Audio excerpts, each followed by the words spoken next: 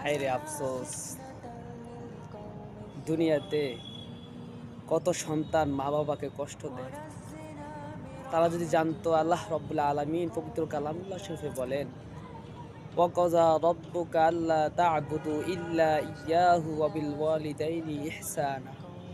তোমরা আল্লাহ তাআলার ইবাদত বন্দেগী করার পর, আল্লাহকে রাজি খুশি করার পর তোমরা যেন তোমাদের মা বাবার সাথে ভালো আচরণ করো, সৎ আচরণ করো। তারা যেন তোমার কষ্টের দ্বারা, তোমার কথার দ্বারা, তোমার ব্যবহারের দ্বারা তারা যেন শব্দ যেন বের না হয়। আফসোস, কত অবদ্ধ সন্তান রয়েছে মা বাবাকে কষ্ট দেয়। তারা মনে করে দুনিয়া এইটাই তাদের জন্য সব সব কিছু। আমি তাদের উদ্দেশ্য বলতে চাই, ভাবেন, বাবা মা উছিলা যদি তারা না থাকতো, আপনি দুনিয়া দেখতে পারতেন না।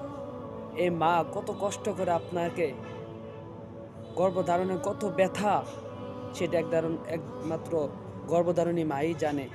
সন্তানের ভূমিষ্ঠ সন্তান গর্ভধারণে কত কষ্ট। হায়রে সন্তান, আফসোস, কিসের মায়া পড়ে তোমরা আজ মা বাবার ভুলে যাও?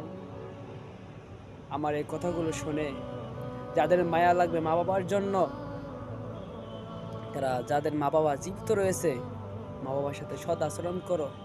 আর যাদের মা বাবা দুনিয়া জমিন থেকে চলে গেছে, তাদের জন্য দোয়া করো, আল্লাহ তাআলা যেন তাদেরকে জান্নাতুল সুমাকান দান করে। এবং যাদের মা বাবা নাই, যারা মা বাবারা যাদের সাথে চলা ওঠা বসা করেছে, তাদের সাথে তোমরা সৎ আচরণ করো, সৎ ব্যবহার করো। এটাই হচ্ছে আমাদের নিয়ম, এবং এটাই হচ্ছে আমাদের আদত, এটাই হচ্ছে আমাদের ইসলামের এটাই হচ্ছে মূলনীতি। আমরা সবাই মা বাবার হক আদায় করি, মা বাবার সাথে সৎ আচরণ করি, মা বাবার সাথে সৎ ব্যবহার করি।